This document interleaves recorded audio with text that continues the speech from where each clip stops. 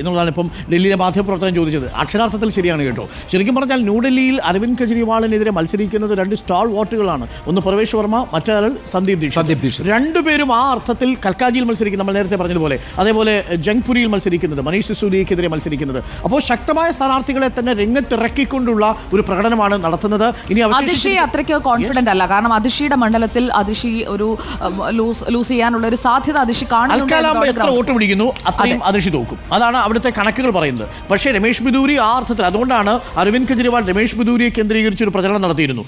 ഇത്തവണ BJP അധികാരത്തിലേക്ക് വന്നാൽ രമേഷ് ബിദൂരി ആയിരിക്കും മുഖ്യമന്ത്രിയാവാൻ പോകുന്നത്. രമേഷ് ബിദൂരിയോട് അത്ര താല്പര്യം ആ അർത്ഥത്തിൽ വോട്ടർമാർക്കില്ല എന്നൊരു നിഗമനത്തിലാണ് പറഞ്ഞിരിക്കുന്നത്. രമേഷ് ബിദൂരി എന്ത് ചെയ്തിട്ടുണ്ട് ഡൽഹിക്ക് വേണ്ടി എന്നൊരു ചോദ്യം ചോദിക്കുന്നുണ്ട്. അപ്പോൾ നമുക്ക് കാത്തിരുന്ന് കാണാം. കൽക്കാജി, ന്യൂഡൽഹി, ജാങ്പുര, ഈ 3 മണ്ഡലങ്ങൾ ടേക്ക് അവേ മണ്ഡലങ്ങളാണ്. ഇതാണ് കീ മണ്ഡലങ്ങൾ. ഈ 3 മണ്ഡലങ്ങളിൽ എങ്ങനെയാണ് വോട്ടർമാർ വിധി എഴുതുന്നത് എന്നുള്ളതും വളരെ പ്രധാനപ്പെട്ടതാണ്. മറ്റു മണ്ഡലങ്ങൾക്കൊപ്പം തന്നെ നിലവിൽ ഉള്ള കണക്ക് പ്രകാരം ആദ്യത്തെ 1 മണിക്കൂറിനുള്ളിൽ തന്നെ കൃത്യമായ ഫലസൂചനകൾ വരും. 19 വോട്ടെണ്ണൽ കേന്ദ്രങ്ങളിൽ നിന്നാണ് തത്സമയം റിപ്പോർട്ടറിന്റെ വാർത്താ സംഘം ഈ വിവരങ്ങൾ പ്രേക്ഷകരിലേക്ക് എത്തിക്കുക.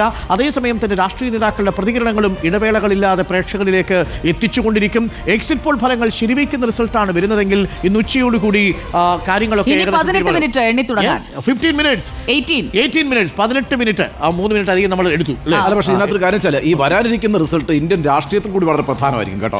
അതിനകത്ത് യാതൊരു സംശയമില്ല. എനിക്കൊരു ടെൻഷനില്ല, ഒരു ടെൻഷനും ആവശ്യമില്ലല്ലോ. ആം ആദ്മി പാർട്ടി ചേർന്നിട്ടില്ല. ഇല്ല, ആം ആദ്മി പാർട്ടിയിൽ ഒരു പാർട്ടിയിലും ഞാൻ ചേർന്നിട്ടില്ല, ഒരു പാർട്ടിയുടെ വക്താവുമല്ല.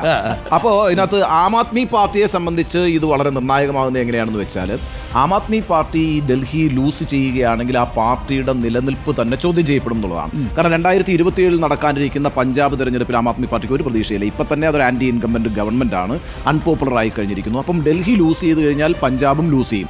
അങ്ങനെ ഒരു 2 സംസ്ഥാനങ്ങളും പോയി കഴിഞ്ഞാൽ പിന്നെ ആം ആദ്മി പാർട്ടിക്ക് ഒരു തിരിച്ചുവരവ് എന്ന് പറയുന്നത് അതൊരു നേരത്തെ സൂചിപ്പിച്ചത് അതൊരു പൊളിറ്റിക്കൽ പാർട്ടിയായിട്ട് ഫോം ചെയ്യപ്പെട്ടിട്ടില്ല.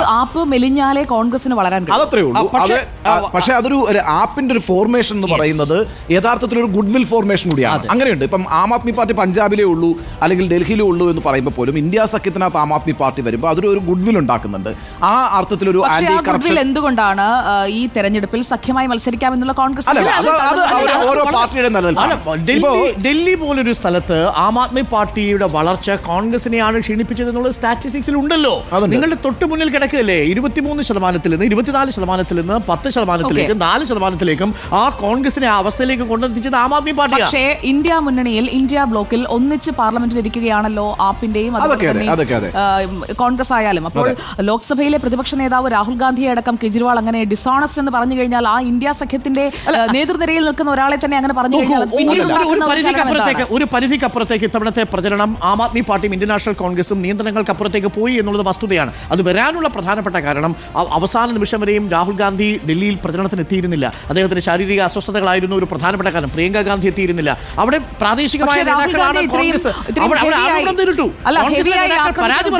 സന്ദീപ് ദീക്ഷിത് പരാതി പറഞ്ഞു. അവിടെ കോൺഗ്രസ് എത്തുന്നില്ല, മുതിർന്ന നേതാക്കൾ എത്തുന്നില്ല. മറുഭാഗത്ത് അങ്ങനെയല്ല. അവിടെ അമിത്ഷാ എത്തുന്നു, നരേന്ദ്രമോദി ജാഥകൾ പങ്കെടുക്കുന്നു. അതേസമയം കോൺഗ്രസിനെ കാണാനില്ല എന്ന് വന്ന ഘട്ടത്തിൽ രാഹുൽ ഗാന്ധി ഇറങ്ങുന്നു. പക്ഷേ ഇറങ്ങി അദ്ദേഹം അടിച്ച അടി രണ്ടും ഡിസോണസ്റ്റ് ആണ് എന്ന് പറയുന്നു. പിന്നീട് യമുന പോയിസൺ ചെയ്തതുമായി ബന്ധപ്പെട്ട വിവരങ്ങൾ വരുന്നു. വേറൊരു കാര്യമുണ്ട്, ഇന്ത്യ മുന്നണിയിലേക്ക് അവസാനം വന്ന പാർട്ടികളിലൊന്നാണ് ആം ആദ്മി പാർട്ടി. ഇപ്പൊ ആദ്യത്തെ സമ്മേളനം വിളിക്കുമ്പോൾ ഇന്ത്യ മുന്നണിയിൽ ആം ആദ്മി പാർട്ടി പങ്കെടുക്കുന്നില്ല. കാരണം ആം ആദ്മി പാർട്ടിക്ക് അറിയാം പഞ്ചാബിലും അതുപോലെ തന്നെ ഡൽഹിയിലും അവരുടെ പ്രധാനപ്പെട്ട ശത്രുക്കളിലൊന്ന് കോൺഗ്രസ് തന്നെയാണ്. അവർക്ക് ഒന്നിച്ചു പോകാൻ സംസ്ഥാനത്ത് കഴിയില്ല എന്നുള്ളത്. ഇപ്പൊ ഞാൻ പറയുന്നത് ഇന്ത്യ മുന്നണിയുടെ ഭാഗമായിരിക്കുമ്പോൾ പോലും ഡൽഹിയിൽ കോൺഗ്രസിന് യാതൊരു കാരണവശാലും വിട്ടുവീഴ്ച ചെയ്യാൻ കഴിയില്ല. ഇനി പഞ്ചാബിൽ കഴിയില്ല ആ രീതിയിൽ. അതുപോലെ തന്നെ ഗുജറാത്ത് ഒരു വലിയ പ്രശ്നമാണ്. ഗുജറാത്തിൽ ഈ പറയുന്ന ആം ആദ്മി പാർട്ടിയാണ് പിന്നെ കോൺഗ്രസിന്റെ വോട്ട് ഈറ്റ് ഔട്ട് ചെയ്തത്. കാരണം വെച്ചാൽ അവിടെ അവർ 13% വോട്ട് നേടിയ 5 MLA-മാരുണ്ട്. അതേപോലെ തന്നെ ഹരിയാനയിൽ നോക്കൂ, കോൺഗ്രസിന്റെ തോൽവിക്ക് ഒരു അർത്ഥത്തിൽ കാരണം ആം ആദ്മി പാർട്ടിയാണ്. 4 to 5% വോട്ടാണ് ആം ആദ്മി പാർട്ടി അങ്ങ് പിടിച്ചത്. ആ വോട്ട് കൂടി ചേരുകയായിരുന്നെങ്കിൽ ഹരിയാനയിൽ ഞങ്ങൾ ഭരിക്കുമായിരുന്നില്ല എന്നാണ് കോൺഗ്രസ് തിരിച്ചു ചോദിക്കുന്നത്. അപ്പോൾ ആ അർത്ഥത്തിൽ ആം ആദ്മി പാർട്ടിയെ ഇല്ലാതാക്കുക എന്ന് പറയുന്നത് കോൺഗ്രസിന്റെയും BJP-യുടെയും ഒരേപോലുള്ള ആവശ്യമാണ്.